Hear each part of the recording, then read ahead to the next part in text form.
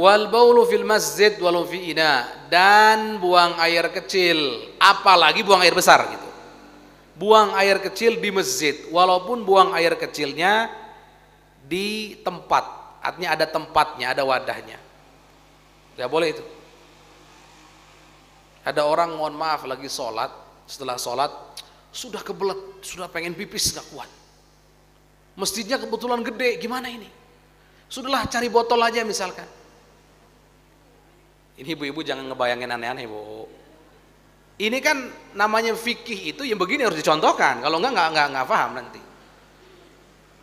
Saat di masjid sudah nggak ketahan itu pengen pipis. Kamar mandinya jauh. Terus bagaimana? Sudahlah di botol aja, di botol. Tapi di masjid. Nggak langsung di masjid ya enggak, tapi terus gimana? Tetap saja nggak boleh, dosa kayak begitu. Karena itu hukumnya sama dengan buang air kecil di masjid. Kalau ada pertanyaan, Ustadz, tapi bagaimana dengan kamar mandi yang nempel dengan masjid itu? Bagaimana itu? Apakah nggak boleh Ustadz buang air kecil, apalagi buang air besar di kamar mandinya masjid? Ini harus dijelaskan. Kamar mandi masjid, walaupun kadang nempel dengan masjid, itu bukan bagian dari masjid. Itu sudah luar daripada masjid. Maka yang buang air kecil, buang air besar di situ tidak masalah. Tidak problem sama sekali. Cuman ada satu catatan, ini tolong ada satu catatan. Normalnya masjid itu kan wakaf ya. Dan kamar mandinya juga biasanya diwakafkan. Namanya wakaf itu ada mauquf alaih, ada untuk siapa diperuntukkan wakaf itu. Wakaf itu ada peruntukannya. Maka kamar mandi yang ada di masjid normalnya diperuntukkan untuk orang-orang yang sholat di masjid. Awas ya, sekali lagi. Kamar mandi yang ada di masjid normalnya diperuntukkan untuk orang-orang yang sholat di masjid tersebut.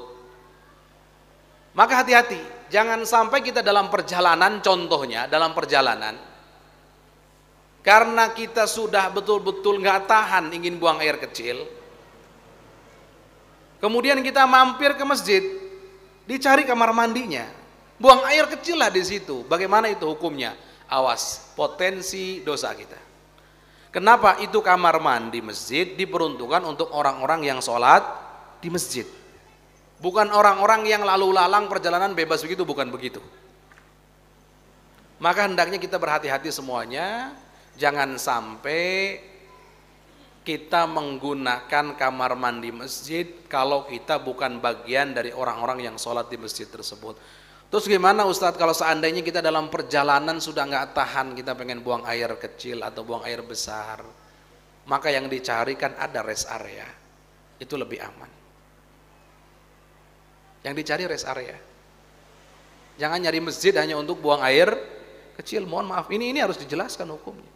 Karena sekali lagi, kamar mandi yang nempel dengan masjid umumnya normalnya itu diwakafkan untuk orang-orang yang sholat di masjid itu. Berarti kalau orang-orang yang tidak sholat di masjid itu tidak boleh menggunakan kamar mandi itu. Walaupun orang kampung sempat, walaupun orang kampung, kalau enggak sholat di situ jangan gunakan itu kamar mandi.